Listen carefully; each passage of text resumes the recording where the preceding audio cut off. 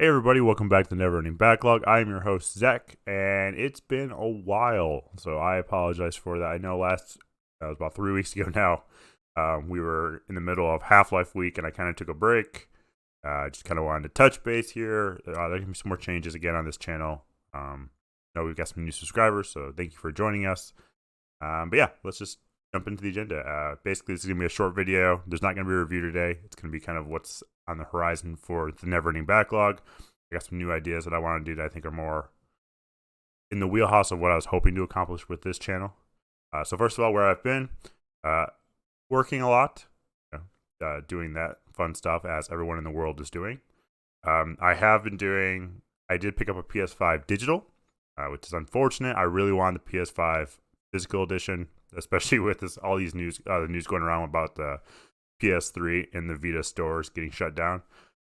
That sucks. I really did want the physical edition though, but unfortunately it was hard to get, and I just got lucky with digital. And maybe in the future I'll swap it out. But for right now, I can play Demon Souls, and I'm very happy with that. I will say the PS5 has been a tremendous system regarding speed. Yes, load times all improved with games, yada yada yada. The graphics look really nice. I always kind of had nice graphics just because I have a gaming PC, so no hate towards consoles, but PC gaming's done this for quite some time, and it's always looked really great. But the console is great. The controller is awesome.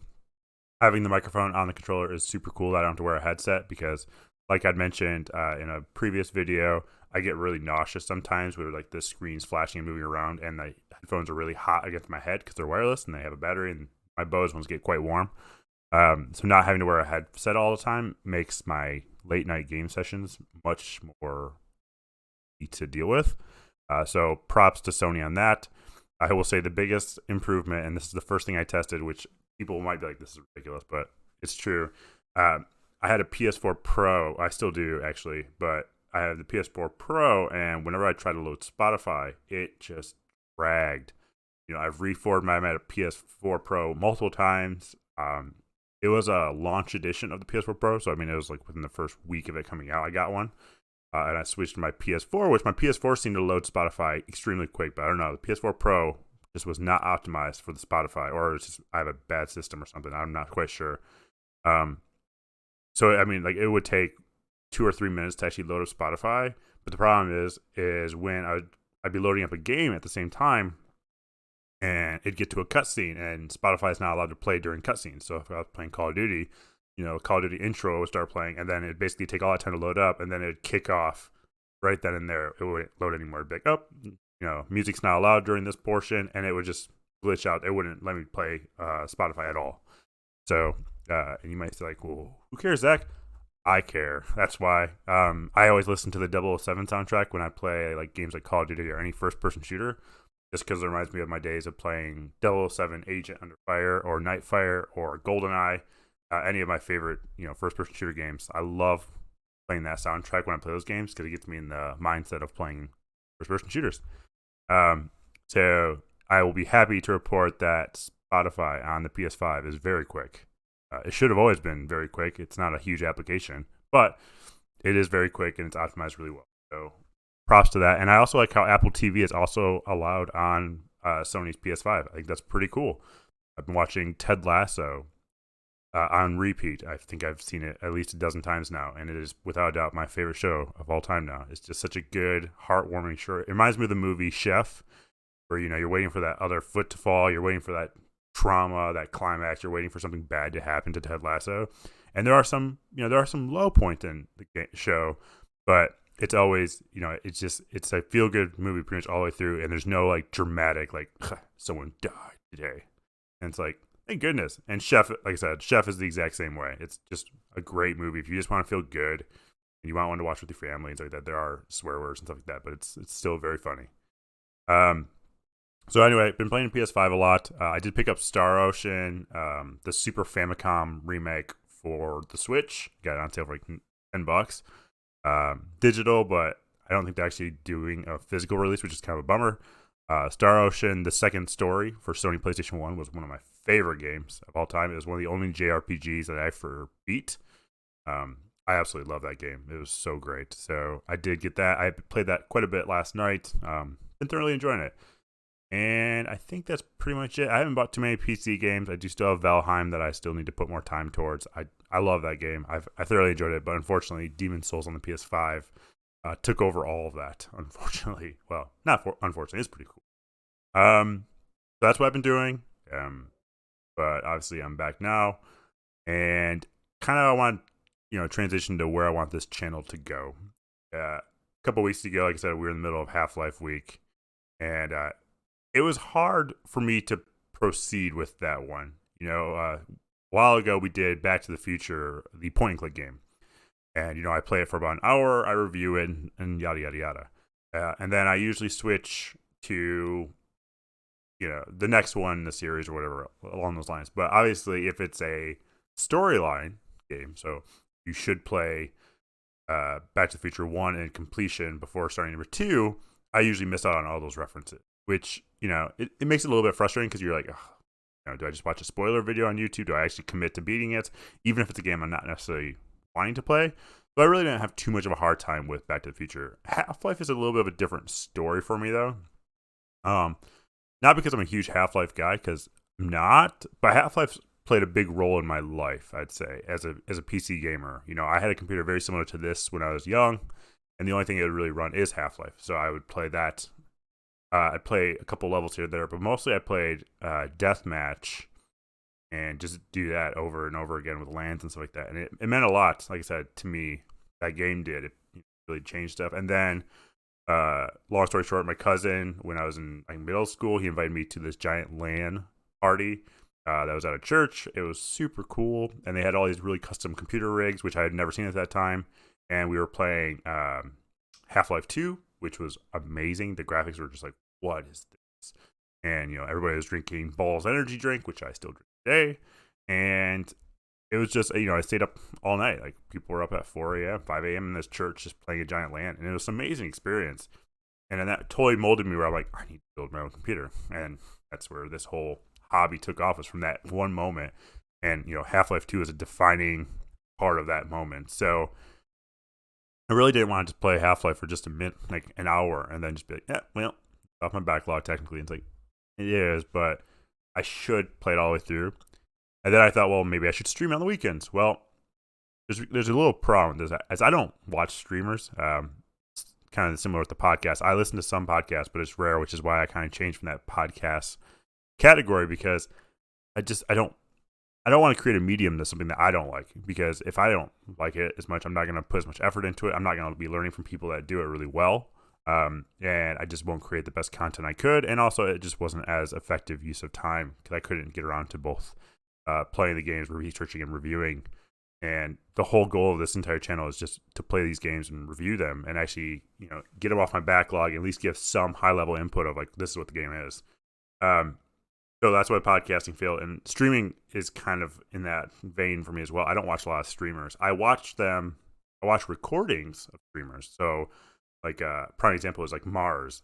I watch her channel all the time. It's fantastic. She does a great job with the Dark Souls games and all these other things, and she's very pragmatic, and she has like a lot of good content, great lighting, great setup, all that good stuff. And I just don't do that. And not only that, I don't have a set of time where it's like, oh, I'm just going to sit down and play video games for 6 hours on camera. I don't know. To me, it just is not who I am personally. That's just not the type of channel that I follow or I like, really, for me. So I'm going to stick with YouTube recording. I like YouTube as a platform. They've been very nice. Their analytics are really good. Streamlabs OBS works well with it. I can use Sideshow to actually save it as a YouTube file, and relatively it's pretty easy. And I have the Stream Deck for switching scenes, which is really helpful. And overall, I like the setup. And like I said, I can play the game and talk about it. And I usually take like a half-hour notes beforehand of just saying, like, make sure you touch base on the history and this story and stuff like that. So that way I kind of have an agenda of where I'm going while I'm playing this game or a game. And I don't have to show my face the entire time, because like I said, I'm usually not as animated as most streamers are that I see. I'm usually just cool. And that's pretty much my entire persona during gaming. It's not as fun to watch. I'd rather have you guys see the games as well, since that's why we're all here. So I'm going to stick with recording. Half-Life, I'm going to play it on my own time. I'm not going to stream it. I'm just going to play it. I'm going to do Monday through Friday videos, but there's a little bit of a catch. I'm not going to do a recording. I'm not going to, let me see. I'm not going to do a new game every day, I should say. Some games I'm going to give more the one day. Some days I might come back to in multiple segments. Some days I might do things that are not game related, like this one, because there are things I want to be able to talk about and show. Primarily, like I'm a big fan of Metal Jesus Rocks and Retro Rick, both of their channels. If you have not seen them, please watch them. I will include them in the description below. Their channels are phenomenal. There's nothing I love. I will sit and just watch them for days. They are amazing channels. They do a cool, they have these cool sections where they basically go to these stores and then they just show you what deals they find. I don't have as many game stores locally as I'd like to, but there is a really couple of cool stores about a couple hours away that I try to go to at least once a month. I love to be able to take a camera in there and just show you, like, what did I find? Did I buy anything? Did I not buy anything? Maybe there's something that you like, and it's pretty cool stuff. So I'd like to be able to start doing stuff like that too. I think that's interesting, and I love buying old stuff if I can find it. There's some pretty cool stores I've had some pretty good luck with in the end. So that's something I like to do. I like to also talk about like news stories or something that's going on, not that's only like computer or video game related, or even talk about just like tips, or like there are a lot of things where it's like, here are my top 5 RTS games, and I'd love to be able to do like a segment on that and just be like, these are my 5 favorite games. This is why. What are yours? And I'd love to do stuff like that, or even like do stuff like tutorials on like how I built my computer, or using the right peripherals. I like to make this a giant nerd channel. I want this to be a whole experience, so that way I can also talk about other stuff, and even like show and tell. Just show like, this is what I'm doing right now, so on and so forth. And I like to be able to show some consoles and all that stuff. So that's really where I want this channel to go. So I'm going to try to commit to Monday through Friday, a new video every day. But I really do want to make sure that I touch base on knocking out my backlog, because that is still the primary resource. But it is, after all, a never-ending backlog, and I will always keep adding to it. So I expect that. So that's kind of where I want this channel to go. I will, though, keep my word of finishing Half-Life Week. Next Monday, or this upcoming Monday, I will start streaming, recording it again. I do have some family obligations next week, so it might come up quite later in the evening. I might record in the weekend and then just post it on Monday, but I will get to it, I promise. Half-Life Week will continue. I will finish it out. And and then I will say, in the past I was doing almost ABC order, essentially, of my backlog, and it wasn't working for me, just because there will be weeks, like you probably have noticed if you've seen any of the previous episodes, that I'd get stuck with doing like a point-and-click game, which is not my favorite type of game, and I'd get stuck doing that for all 5 days. I'd be constantly playing a point-and-click game, and there are times where I just need to mix it up. So I am instead going to basically see, like, well, what kind of category am I in the mood for? Am I in the mood for an RPG? Okay, I'm going to choose the RPG filter criteria, and then I'm just going to choose a game that I have not played out of that. Eventually, that list will dwindle, and I'll have to play ones that I might not want to play as much, but that's a good thing, and I will try to always get out of my comfort zone and play a game that is not, high on my list. Like, I'll be like, oh, that has a cool color. I'm just going to choose that. Oh, that's a cool name. I'm going to play it, even if I had no interest in really playing it, or I had no interest to play it. But I think that's what's been really good about this channel, is that I've played a lot of things that I was like, wow, this is actually better than I thought it was. That's really cool, and this is what I think of it. I'm still going to do the same review process. I mean, I'm going to be honest with you. I'm not a mean reviewer. I know what developers have to go through. I work with developers. I know what their process is. I know that they go through so much hell making these art forms, and I'm not going to just bash it to hell. There are things that I'll critique on and say, like, not optimized that well, and maybe I'd skip it for right now until they can work on it. Or, oh, hey, this hasn't had a patch in 10 years. Yeah, it's still broken. You probably shouldn't buy this, but I'll be like, I liked XYZ about it and stuff. So I'm not a mean reviewer. I'm not trying to hurt any developers' feelings. I'm not trying to, decrease or increase their sales. I'm just here to say, like, this is what my thought of it was. It's on my backlog. Will it stay on my backlog? Will it come out? Will I actually beat it? We'll see. We'll see what happens. And then I guess the last thing I kind of want to touch base on is with the updates to this channel. I am making updates to neverendingbacklog.com. That is the website that I host all these videos.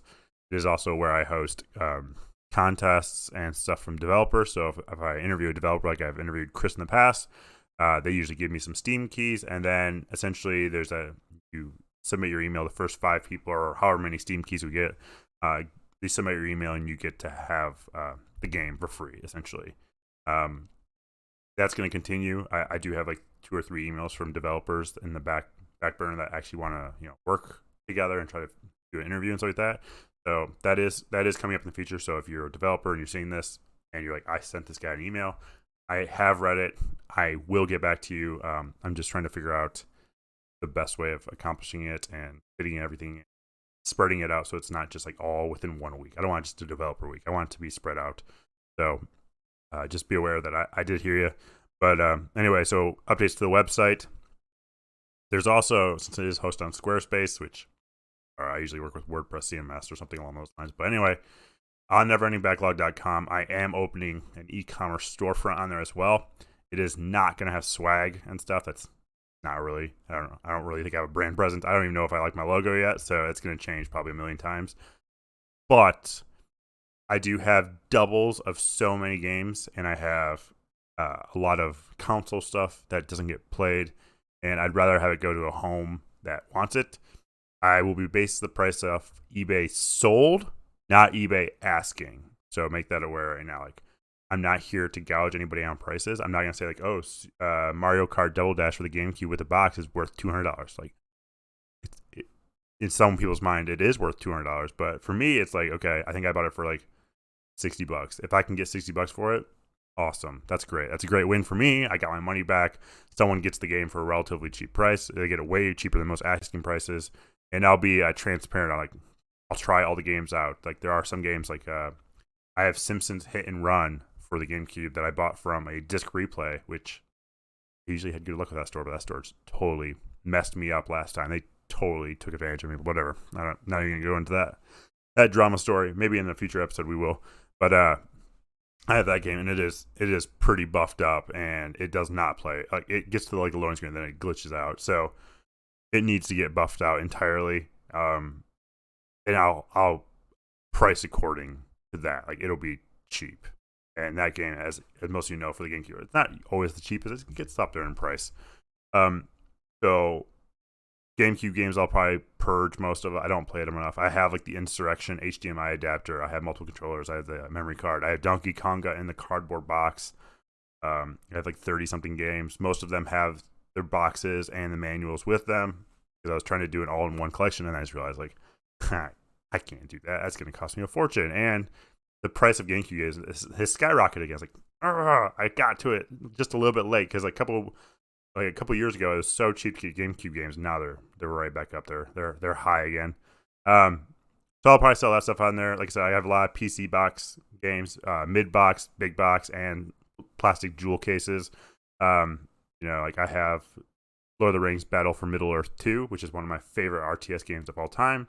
I have like 3 copies of it, and I do know that one goes for quite a bit, but I also know it took me forever to find it, and I'm just here to give it to somebody that wants to play the game, because it's a great game. If you have not played Battle for Middle-earth 2, the RTS, you are missing out.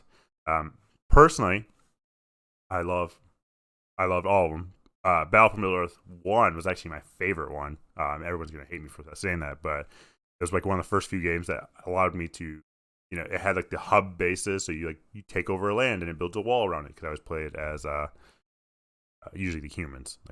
Like I played as the knights. And it was just such a cool experience. You could have your archers on the walls. You could shoot down. You felt safe and protected. And you had these heroes that would come out and fight. Like, it was a great game. So anyway, I do have some copies of those games I want to sell out. There are also games that just don't mean as much to me, that I know are more rare, that I know people have been trying to find, and I just want to help them out when I can. I will not be giving stuff away like that. Like, let me phrase that. I will not be giving away regarding price-wise. I am still trying to basically fund my backlog and add more stuff to it so I can do more stuff for this channel. So I'm not just going to be like, oh, yeah, here's this $300 game. Here, it's $5. Not going to be that nice. I'm still kind of selfish. But I do have some games I have like doubles, triplets, stuff like that are just, they're not worth that much. But I'll give them away as prize giveaways on the channel. I'm not doing a Patreon yet. I don't know. I think I don't have a big enough following, even if I want to. And it's also another channel I have to keep up with. And I have a website. I can do everything that I can do on Patreon pretty much on my website. And the only stuff I don't really want tips or money. The only thing I want money for is if I sell you something. I'm not going to have like a club that you have to pay for. If you want to subscribe, please do subscribe. I would love to have more followers here. I'd love for us to chat about video games. I'd love your input. That'd be a really cool thing to do. I'd like to have more interviews with developers. So if you're a developer working on an indie game, reach out. Like, I would love to chat with you on my website, neverendingbacklog.com. I highly recommend checking it out if you're a developer or something like that. So go on there. We'll promote your game. I have worked with other developers before on this type of stuff, and it's fun. It's an enjoyable experience, and I love learning from the developers because, like I said, I've tried to make games in the past. I have ideas in my head right now of great games that would mean a lot to me, but I also know the commitment to make them is immense. And I always want to do these weird games that are like, they're a little bit more challenging. So like one mindset is like a puzzle game, but I want to use the same building techniques that they used to make Roller Coaster Tycoon, the first one. So I want to use an old computer, and I want to do the exact way that they built it back then. I don't want to use any of the new technologies to do it. So there's a lot of projects like that I want to do that I know are going to be like, okay, well, you have to find, I don't even know how to do it. I've read a lot of documents on how to do it and stuff like that, and I could probably figure it out, but it's going to be a bigger commitment than trying to use like Game Maker or Unity, because I have to figure out like, where can I find the software. I want to be as accurate as I can with what they had, so hardware wise as well. And it just overcomplicates. So maybe in the future we'll see. We'll play by ear. But I think that's pretty much it.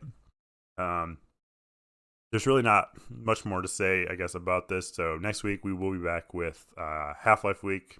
Then we'll start the new kind of process where we'll touch base on some stuff. Like I said, I really want to do like the top 5 games, or like, hey, like a review, a past review kind of a thing, where I basically talk about a game that I love and why I love it. I did Insomniac Games Sunset Overdrive, which is one of my favorite games of all time, because it's a mix of Crazy Taxi, Jet Set Radio Future, and like all these other games. It's just a remarkable game that I highly recommend for everybody, but I've played it a dozen or so times, and it's always good. But I want to do stuff like that with old RTS games, and I'd love to get a streamer hooked up to this computer, because it's running Windows 95, and I just love it, and it runs the NVIDIA too, and hook it up to the PS5 and the Switch, the regular Nintendo, and all that good stuff. So I'd like to do more stuff with that. I will do more stuff with that. It'll be a different channel experience, but it'll all be on YouTube. That is my one rule. It'll all be on YouTube, 100%. I will not go to another channel. If you subscribe to YouTube, it's the only place you can really subscribe to. I do have an Instagram and Twitter. Those are also featured on neverendingbacklog.com. If you follow on Twitter, I do post random thoughts and some random funny stuff. I do a lot of reshares of developers and stuff that they're doing, and cool news and all that stuff. So if you like just casual stuff on Twitter, check it out there, Never Ending Backlog. Instagram, I do a lot of pictures of my day-to-day life. So if I'm looking at something in my office, like, that is so cool, I just want the world to see that, I'll take a picture of it and share it. If I'm at a cool place, or I'm at a game store and I see something cool, I'll take a picture of that and share it. So check me out on there as well. And I think that's pretty much it. Those are the few places that you can find me. Please subscribe, though. It does help this channel grow. I do want this channel to grow. I want us to all share our cool nerdiness together. And yeah. So thank you for joining us today on the Never Ending Backlog. Thanks for sticking through all of that, because I know it's a lot, but I think we'll have a good time. Yeah, I'm excited to see where this goes. Like I said, keep an eye out for neverendingbacklog.com. The e-commerce store will be live here in a few weeks. I do have to take pictures and test all the stuff before I put it on there and stuff. So it'll be small batches. I also might eventually skip some of the storefront and just be like, throw it around Twitter and be like, hey guys, I'm selling my GameCube collection. I'm selling it all for $400 US dollars. I will ship in the US, all that stuff. If you're in the Michigan area, we can probably meet. I'd prefer that personally, to meet in a personal or a public spot. That way we can do the sale there. Everything is adult owned, well kept, blah, blah, blah. So I will do stuff like that. I'll probably throw it on Twitter. I'll throw it on Facebook Marketplace. I'll throw it stuff like that. I'm going to try to avoid eBay because I really do hate mailing stuff. It's a terrible experience. I love the internet just because I can send stuff digitally. So like when I work with a developer and they send me like 5 serial keys. It's so nice to just be like, shoot them out to the people. Not having to mail anything is wonderful. I'm terrible at mailing. I don't want to do it, but I will do it for you guys. So, yeah. Anyway, thank you for joining us for the Never Ending Backlog. I'm your host, Zach. Please subscribe below, and we'll touch base next week.